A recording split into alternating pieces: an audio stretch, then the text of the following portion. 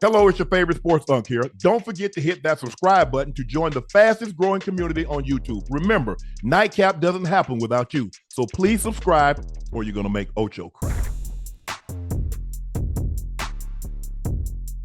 During Terry McLaurin's push for a new contract, age was cited as a big factor in the reluctance. Terry turns 30 in mid-September. That ultimately didn't stop the team from agreeing on a 3-year deal with the wideout. At the press conference today, McLaurin was asked about his response to the concerns that neither he nor the deal will age well. The data is the data, but I think people, they're outliers. There are people who may not necessarily fit into that set of data. Only time will tell, but I feel like where things are in my ability, in January, I ran like 60-yard screen for a touchdown. My speed hasn't diminished at all. My toughness is there. If anything, my savviness of playing receiver has grown. Hey, listen, honestly, I'm just listen, all the analytics and data and stuff that they have based on age and wear and tear and amount of miles on your legs, none of that really matters. No, it doesn't matter to us. It matters to them. Yeah, no, it don't matter to us. It just matters to those who cut those checks. Yeah, that's all. That's all. And so they look at it from a business standpoint. Maybe I won't get another Terry McLaurin. I can get somebody that can give me half the production, and I can put that money elsewhere. That's the way they think. But when it comes to a team that is on the verge of being able to go to a Super Bowl that has a young quarterback that you haven't had to pay yet, you want to make a deal like this happen, which I don't understand why they were waiting. From a business standpoint, why are we waiting? Are you serious about winning? Them getting that deal done for Terry McLaurin lets me know that they're serious about winning, and the quarterback not having the power or leverage to be able to go upstairs and say, listen, we need to get this done. We need to get this done because we have a small window of opportunity. We have an okay defense, but I understand we can do offensively if we have number 17 in this room for us to make that run for Lombardi. Hell, we got to the NFC Championship with him. He was, I'm not sure what percentage, but he was responsible for a high percentage of that offense, especially when it comes to throwing the ball in the air. So what is there to play about? I don't care what data, I don't care what analytics say. I know what happens. I know what he does when you turn that goddamn film on. And 17, he gonna show up every time. The question is, Ocho, what we don't know, we're not privy to these conversations. Did he lower the ceiling or did they raise the floor? Ooh, that's a good one. That's what you and I are not privy to those conversations. So, and what I mean by that, Chad, did he lower his price or did they raise their offer? And so that's what we don't know. All we know is that the deal got done. You and I both think maybe it took a little longer than probably what it should. But in any negotiation, there needs to be a give and take because you don't want someone to begrudgingly give you something and then you guys become resentful of each other. But by the same token, you don't want to feel like you got screwed over. Because now you're going to feel like they took advantage of you. So I think at the number that he ended up getting, I think everybody can live. I think everybody can live with that. He doesn't have to go in and play on that 5th-year option. Now he gets to come. Now he gets to I think he gets to come in and get a good number. Like I said, Ocho, what can he do with $32 million? That he only needed $34 million to be able to do it.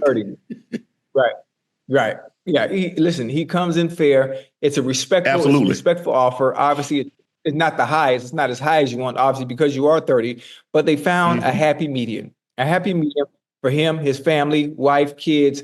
They can be happy. The team is happy.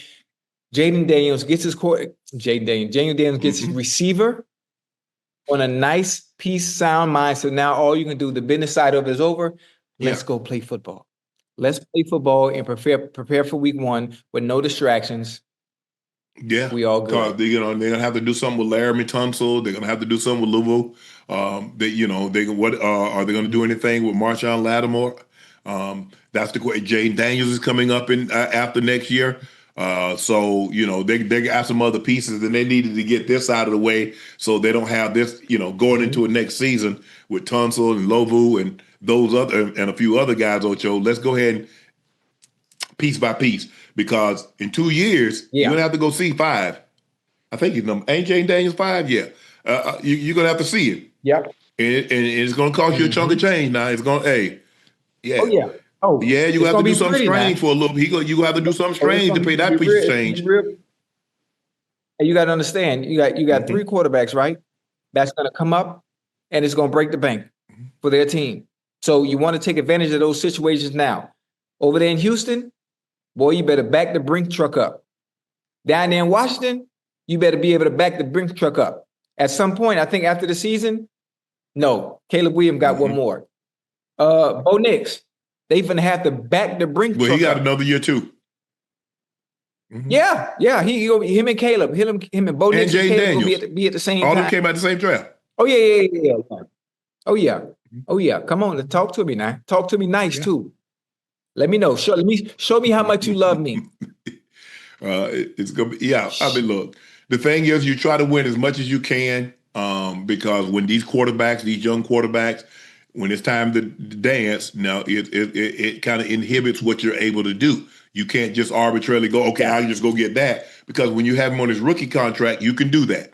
You can go get a guy and think about just 1 year. Okay, I think about just the now, just the here. But once you pay that guy, and you talk about you paying a guy 50, 60, and you're looking at this case, you're probably talking about somewhere between 63 and 60, 67, 68 million dollars. Who knows? Maybe even you touch 70. Yeah, without and so you're looking at a quarter of a bill, a quarter of a billy, guaranteed. So that's kind of where you're headed now. So with that being said, I think these guys, these general managers and the teams are trying to lock these guys up. So we don't want to have to do. I'm trying to do Laramie Tunsil. I'm trying to do Lovu. I'm trying to do Jaden Daniels. I'm trying to do whomever else. Let me go ahead and I deal with one thing. I can fight one battle at a time.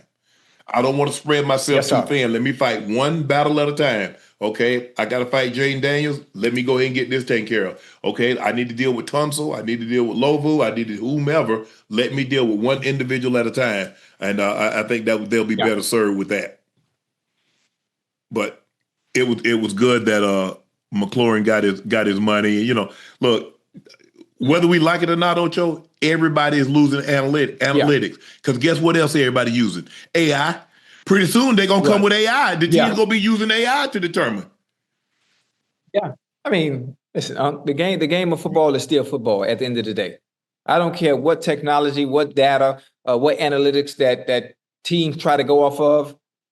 Certain type of players win you championships. You're going to need your dogs in there. There's certain things that analytics and data can't measure. They can't measure skill. They can't measure heart. Sometimes you got to use your eyes and goddamn common sense. The Panthers trade Adam Thielen to the Vikings and the veteran receiver returns home. He is from Minnesota. The teams agreed to swap picks. The Vikings gave up a 5th-round pick in 26 and a 4th-round pick in 27. Carolina yields a conditional 7th-round pick in 26 and a 5th round in 27. Ocho, did the Vikings get better bringing him back? Yeah. I think they got better. Just the veteran presence in general. Having obviously Jordan Addison's going to be out, so you have Adam Thielen that can come in right now and play. And if you think about it, I'm sure people probably don't see or probably don't know, but Adam Thielen and JJ McCarthy, they worked out in the offseason together. They were getting routes in, even though that's not his quarterback. They were getting some routes in, so there's a little bit of chemistry and familiarity in that area, in that sense. So really, Adam Thielen coming back, being able to acclimate right back into that offense, right back at home, I think they're going to be fine. It's a great addition for them. And obviously, the Panthers letting them go, let you know how good and how much they believe in that young. Jimmy Horn made the active roster. Jimmy Horn Jr. made the active roster. But you goddamn right, Jimmy Horn was going to make it. Jimmy Horn is one of the better rookies in the NFL, especially when it comes to route running and being able to create separation and get open. So I understood that. Hell, Jimmy was so goddamn good, they let Hunter Winfrow go. And Winfrow is considered one of the better route runners and also at creating separation and be able to get open. But that's how good they are. Obviously, I'm very, very high. Very, very high. And I've spoke highly of that receiving core over there in Carolina. And if they're to have a year and want to compete, not only in that division, but have a successful season, is going to be upon that receiving core leading Brother Bryce Young to the promised land. So outside of that, I'm happy for Adam Thielen. He's going to be just fine back in Minnesota. JJ McCarthy, Justin Jefferson, Adam Thielen, and when Jordan Addison comes back, that's a nice trio to have. And you still Very got nice Hawkinson, trio. who's another year removed from that injury. Aaron Jones in the backfield. Yeah, I like the move. This is a Carolina's opportunity. I mean, I would have liked for him to stay there and help mentor some of those young receivers, Ocho, that they have in Carolina. But Carolina's look like it's our guys. It's time for them to grow up. It's time for them to grow up. We're counting on these young guys. You got McMillan, you got Leggett, you got Coker, you got Jimmy Horn Jr., like you said. So they got some young talent. Now it's just time for them. They don't have a what you call a veteran presence in that locker room, Ocho. At the receiver position, they have veterans on the team. But I like the move. Would I have been disappointed if Carolina said no, but they said, you know what, for a 4th round pick in 27? Yeah. We go ahead. We let y'all have this. And I understand Minnesota because, like you said, Jordan Addison's going to be gone for 3 games. So now we got somebody to come in that's a veteran presence that understands the gravity and the magnitude of these games. That they can they're in a very tough division, Ocho. That Green Bay's in that division. Detroit's in that division. We believe Chicago will be better. That's in that division. So Detroit's like, nah, we don't have any excuses. We don't have any slippage. We want to get off, hit the ground running. And I think Adam Thielen gives them a great opportunity to do that. But so I like the trade for both. But if Carolina said nah to keep Adam Thielen and to help him groom some of these young guys, I wouldn't have been upset at that either. Yeah. But you have to understand why they let him go. I think people in the chat need to understand when it comes to veteran players that are on teams and you have a young receiving core that is impressed not only in the preseason, but in training camp, that's the only time you let a veteran presence of a player like Adam Thielen go, because you trust what you've already seen. You trust what those young bulls have put on film. So now we know, you know what, we're going to be okay. We're going to be okay. And we're going to let them boys take the torch. And I'm sure Thielen, look, a part of us all want to go back home. You know, Dorothy wanted to go back to Kansas. That was a part of us, Ocho. A part of us want to go back to where it started from. And you know, if you think about it, what a normal time when a lot of people escape, what the first place they go? They catch them at home. They go back to an old familiar surroundings. And so I think for Adam, you know, he's like, man, I'm from Minnesota. I spent the first 10 years of my career in Minnesota. You know what? My family, Minnesota's probably going to be home for him. Man, I mean, he's probably thinking, didn't know if it would ever come to fruition. He's probably thinking, man, I sure would like to get home. I sure would like to, you know, finish play a last year or two in Minnesota. And here it is. He's going home. And Minnesota pull off a swap. They give up a 5th round pick in 26 and a 4th round in 27. Carolina gets a 7th round pick in 26 and a 5th round in 27. So I think everybody's happy, Ocho. But like you said, those young receivers in Carolina, they impressed enough that Carolina was willing to move off a veteran presence, a guy that's steady, dependable. You know exactly what you're going to get. He's hardworking. He's a guy that can mentor the young guys. But they said, you know what? These young guys are ready.